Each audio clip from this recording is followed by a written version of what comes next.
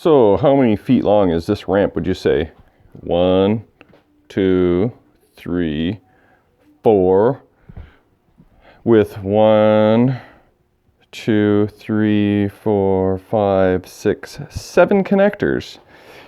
This is a real pain to get out of the machine, and it's going to even be more of a pain to put it back.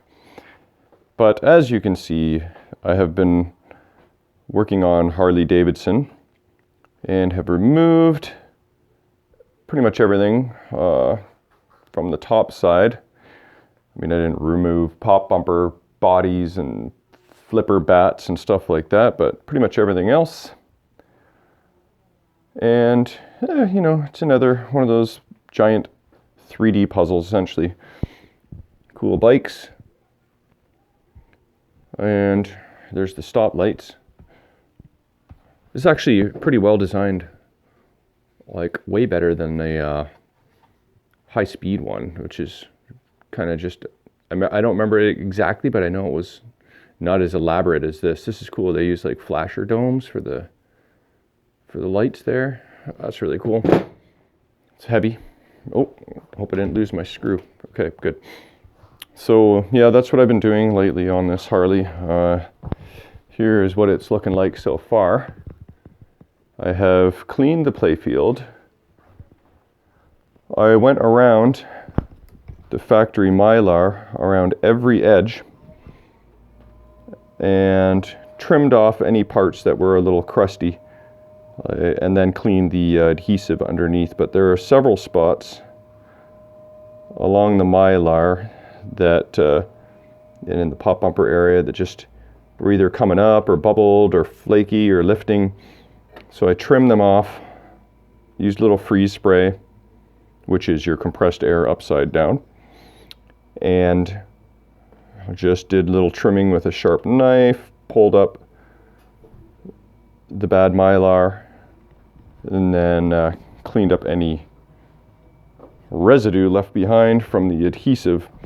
But the machine is in really good condition. It was not very dirty at all.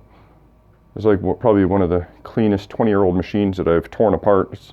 I'm almost like, man, I feel like I'm tearing this apart for nothing. There's not much to do here, but that's not true. It did need a cleaning, and all the rubbers, of course, are going to get replaced.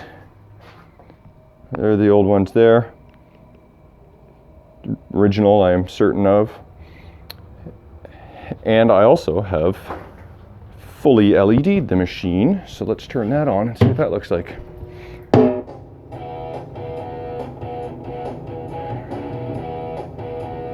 Oh, it's not going to go into a track mode because my 4 balls are missing. There it is. Okay, so that's all fully LED'd now. I'm just short a few LEDs. I got this guy here and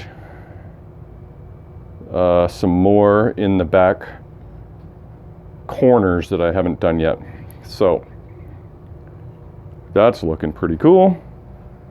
This bike really kind of shines nicely in all the LED light.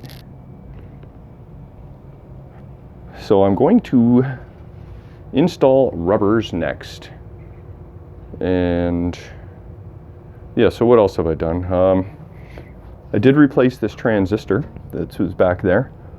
That was going bad and causing the 4 flashers underneath here to stay locked on.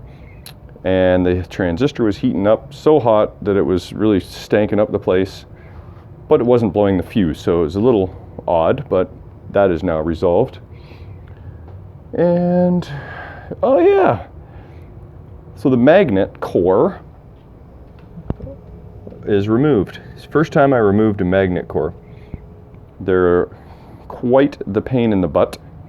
I read on Pinside about how to do it, and all I read about was struggle, pain, and suffering, and I was really not looking forward to doing it. But I got lucky to a certain degree and was able to remove the nut with just some pliers. But then came the magnet core itself, which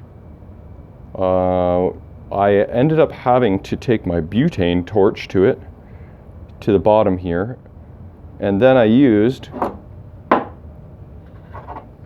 this coil stop instead of a screwdriver for the slot, and then I put my pliers around the coil stop to get some extra leverage and turned it. And after you know, some heat, I was able to get it out, and it was mushroom to hell. But I took it to my buddy Kevin with a bench grinder, and boom, look at that. Nice and flat, beveled edges, and no more mushroom. So that's going in soon.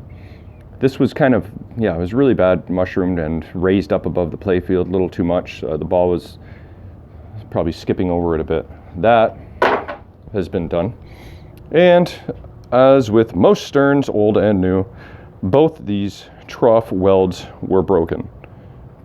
But once again, my buddy Kevin hooked me up, and now that should last a long, long time.